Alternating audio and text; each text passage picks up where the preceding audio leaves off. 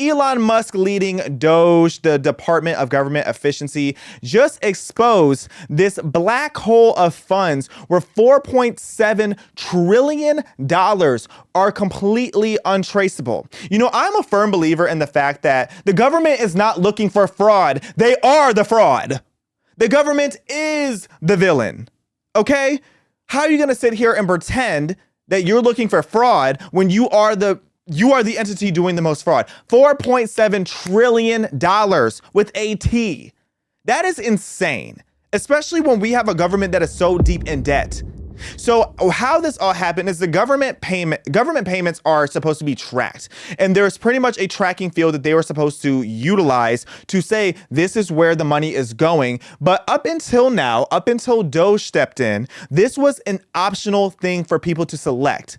So literally, we have no way of tracing the $4.7 trillion that has been paid out because they were not checking this box and saying where it was going. They weren't just wasting money, they were making it impossible for us to follow. And that is disgusting. We have so many issues going on in our country, and now I want to know, where is this money going to? If we're going to be so for real about it, what politicians were enriched by this money? And I'm looking at the left and the right for that. Because you don't have $4 trillion in spending and it's only benefiting one side. Okay? Let's be so for real. I'm sick of it. And I'm so happy we now have Doge in place to go through and clock all of this tea, because there's a lot of people who are mad now because Doge is now requesting to see IRS database information. And I understand why people are uncomfortable with that. But you know what? I'm here for it at this point. Because what that is going to expose is how much fraud is going on with the IRS as well. You know, 15,000 IRS members were recently fired as well by Doge. And you know I'm happy about that because I'm about to file my taxes. But I am just really sick of these government entities taking advantage of the American people. We are in so much debt. It is, as a person in Gen Z, it seems like everything is so financially unattainable to my generation and to the generations prior, and especially the upcoming generations, because of how insane inflation has gotten. $4.7 trillion. That is wild. That is wildly reckless spending that our government is doing. Meanwhile, they're all up in our business still if we spend over $600 on Venmo. They want to know that. They're asking us when we file our taxes, why did you make this $600 Venmo payment?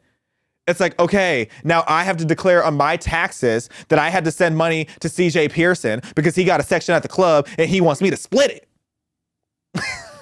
Shout out to CJ. We love CJ. Thank you, CJ Pearson, for everything you do for this movement.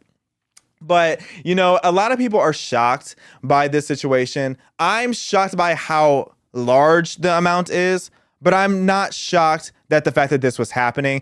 If anything, I'm shocked by the fact that our economy has not completely collapsed yet. Because if you talk to anybody who works in high-level banking, they will tell you that there are so many things that just fall through the cracks.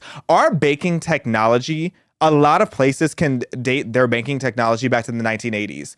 Our banking system is not It is not encrypted. It is not protected. It is not secure. I'm surprised that some government entity overseas has not come and snatched all our money away. I'm surprised that these crypto geniuses haven't found a way to crack all the codes in our banking system. Because while our banks are so busy stopping the bag like TSA of people like Wendy Williams, our banks should be focused on making sure that our information is secure, but it's not.